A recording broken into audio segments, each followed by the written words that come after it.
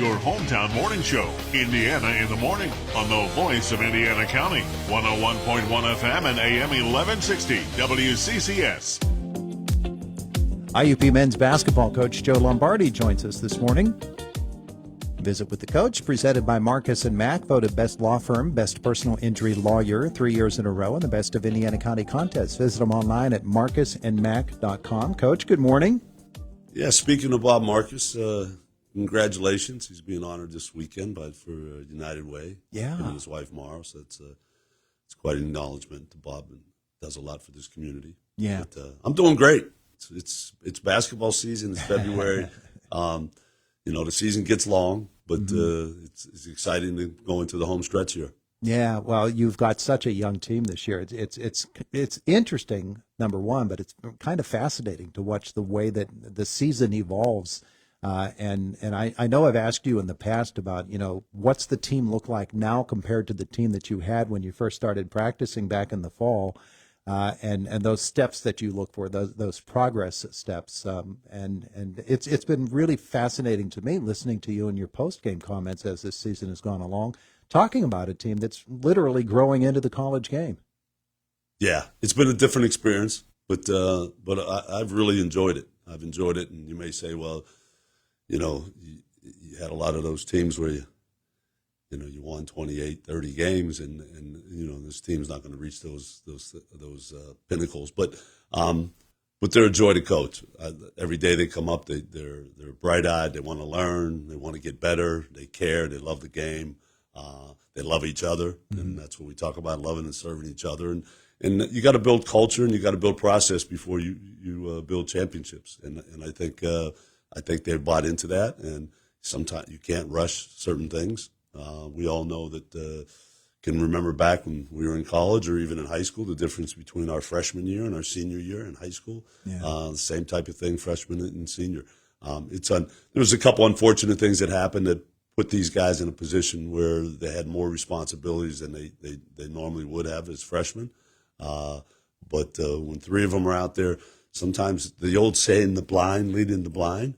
And then the other three guys don't really have great experience either. We probably the most inexperienced team in the country starting the season. Nobody had played more than 15 minutes a game in college. Yeah. And nobody averaged double figures. So, you have other teams that are in the middle of the pack, and you look at them and, they have players that are 4-year starters and 5-year starters and several of them. Okay, so that sometimes it looks like it's men against boys, but these boys are going to grow up, and they are growing up, and I'm really happy to be coaching them. Yeah, it's fascinating as well to watch. Some teams will have teams that are up and down the roster. They're transfers that have played for other programs, and they've got college experience under their belt. Some are kids coming right out of high school, and you get a mix of that, of course, every season. It turns out that when you're bringing in freshmen, I remember when you first came here and you talked about, wanting to get those 2- and 3-year and 4-year guys, program guys that have grown up through the program. And that's still a goal, I'm sure. But today's reality in college basketball, it's not as easy to do. No, correct. It's not. It's, they'll moving forward into the future, Dallas will be back next year. He's an all-league player. We have a kid had to sit out this year from Argentina, who's a more mature kid who's been out of high school for a couple years. And he's got the mature body and the mindset. And Batista Rodriguez, and he's going to be an instant impact on our team. And I'm sure we'll add a player or two. And these guys are going to be better next year. They're going to know what it's all about, the college game. We were just talking about the high school games, the kids playing on the college court, what the difference is. Yeah. Just the extra 10 feet running up and down. Doesn't sound like a lot, but ask those kids when they're running if it sounds like a lot. So there's a lot of adjustments to be made. Sometimes you can't always dictate the hand that you have to play, but I'm happy. I feel very blessed, Todd. I feel very blessed to be coaching at this many years at IUP. IUP's been great for me, and I'm very thankful. And I'm glad to be coaching these young guys. It's about me teaching them how to handle adversity. It's not about any of my adversity. You're going to be at UPJ tonight, but then you come back home this weekend for basketball at the KCAC on Saturday, and that's going to be a special night, faith night. Yeah. Yeah, it's always big for us. It's always big for us. I'm very connected with the Fellowship of Christian Athletes on campus, and son Dante being an associate minister with them this year is even made it more meaningful. And it's a big night because we'll have 5 after the game. Shortly after the game, there'll be 5 students involved in FCA. I'm going to give their testimony to how Christ has impacted their lives and how the role that he's played. And, every Thursday there's probably 100 plus student athletes that come to a Thursday night gathering and to grow in their faith, to learn. And a lot of these kids give very touching, emotional stories on, they didn't have anywhere else to turn, and they were in deep valleys in their lives, okay? And how their faith made a difference. So I think it's a great influence for young kids. If you have grandkids and you want to bring them, if you want to come yourself, for adults, for everybody. In the past, we've had 500-600 people stay after the game and listen to these testimonies and give glory to God. Yeah, well, it'll be a wonderful evening, and those testimonies, those are growth steps for the young men as well. And for anybody that's involved in those sorts of things, because for a lot of them, it's the first opportunity to speak before a crowd about what really is happening in their hearts. Exactly, men and women, and it's just, I'm amazed myself, that these young kids are at a place in their faith that they are at that age, because there's so many things pulling you away from it. There's so many things of comfort, of the struggles that people have, and I think the whole COVID year has added more struggles to a lot of people's lives, and I don't know.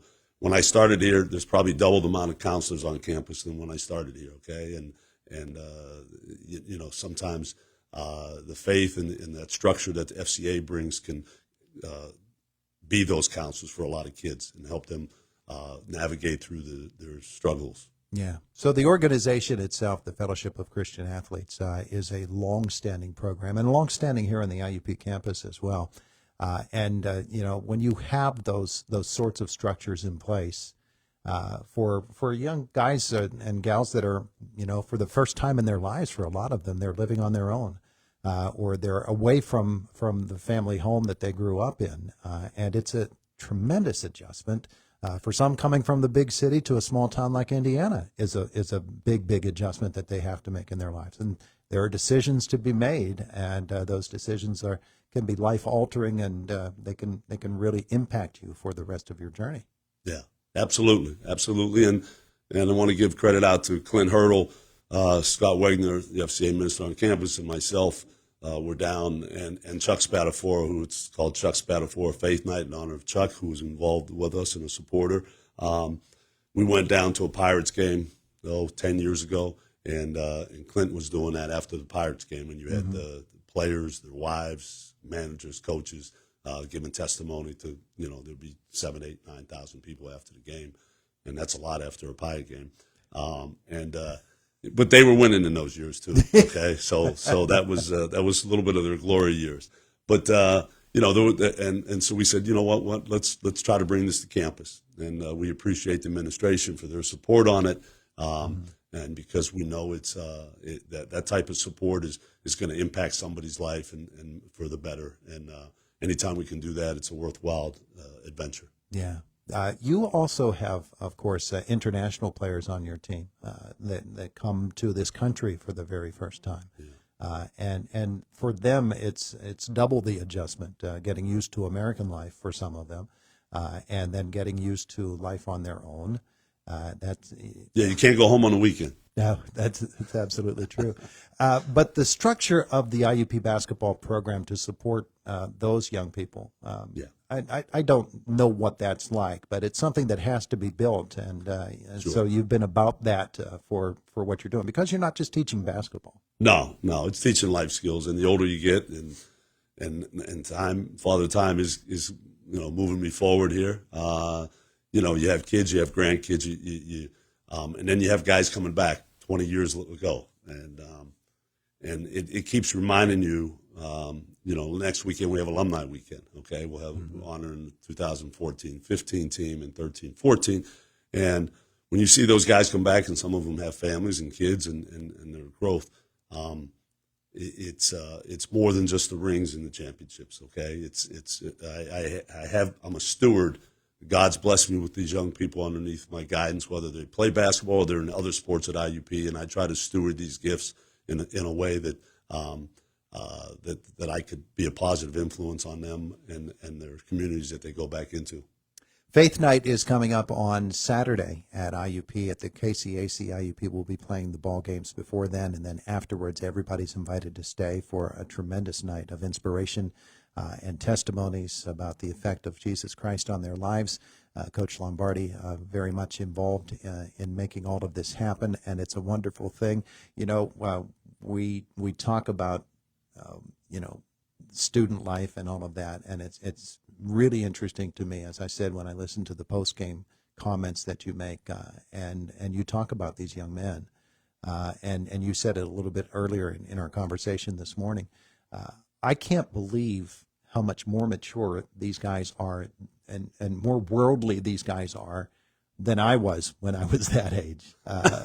And you and I are the same age. So, it seems like kids of our generation, maybe it's just my perspective looking on them, but they seem to have so much more at their disposal, and that can be a good thing or it can be a bad thing. Yeah. And it's decisions. Life's certainly more complex. It's certainly more complex than it was, in our era 40 years ago. And with those complexities comes a greater need for guidance. And, we have a team that has a lot of faith-based kids in there. Okay, it's not uncommon for 8 or 9 of them or 10 of them out of 13 to go to service, get up Sunday morning, go to service. That's hard for a lot of college students. Okay, but they're disciplined and they're committed to doing those types of things. So, and then it's important that it's important to them that they have a chance to go out and make an impact. It doesn't always have to be faith-based, but they're learning that to love. We preach loving and serving a lot, and we try to get out into the community in the small ways that we can do that. We hope that builds their character and influences others in their character. We're all a work in progress, including the players. But I certainly like their pursuit, and that's what the same thing goes on the basketball court. I'm appreciating their pursuit of excellence, okay, on the court and off the court. He's IUP coach Joe Lombardi joining us here this morning. They're off to UPJ tonight and then back home on Saturday night at the KCAC, and you're all invited for Faith Night experience. Watch some great basketball, number one, and then afterwards get a little heart medicine too. Thanks, Coach. Yeah, Todd. We call it Faith Night, but we do play a 3:00 game. Just a reminder, it's a 3:00 game, and the event will start probably around 5:30ish. Very good. Okay, thank you. Thank you. It's the voice of Indiana County. It's WCCS 101.1 FM, AM 1160, WCCSradio.com. Boomer Sports brought to you by S&T Bank, People Forward Banking. Hello again. It's me, Garrett Greek, your local mortgage banker at S&T Bank, wishing you the best as we begin 2025. Does the new year also mean a new home? We're ready to welcome you into the home of your dreams. Let's find the perfect place for new memories to be made. Visit me at one of our local offices to learn more about mortgage options. You can also visit us anytime at stbank.com or call us at 800-325-2265. S&T Bank, member FDIC, equal housing lender. This is Boomer Esiason with the Sports Minute, sponsored by TGL, presented by SoFi. Tune in every week for TGL matches. New Orleans' 36-year-old rookie head coach Kellen Moore is inheriting a tough situation with brutal salary cap constraints and an imminent decision that needs to be made on whether Derek Carr will be the starting quarterback once again. The good news is that in the NFC South, turnarounds can happen pretty quickly. I'm Boomer Esiason.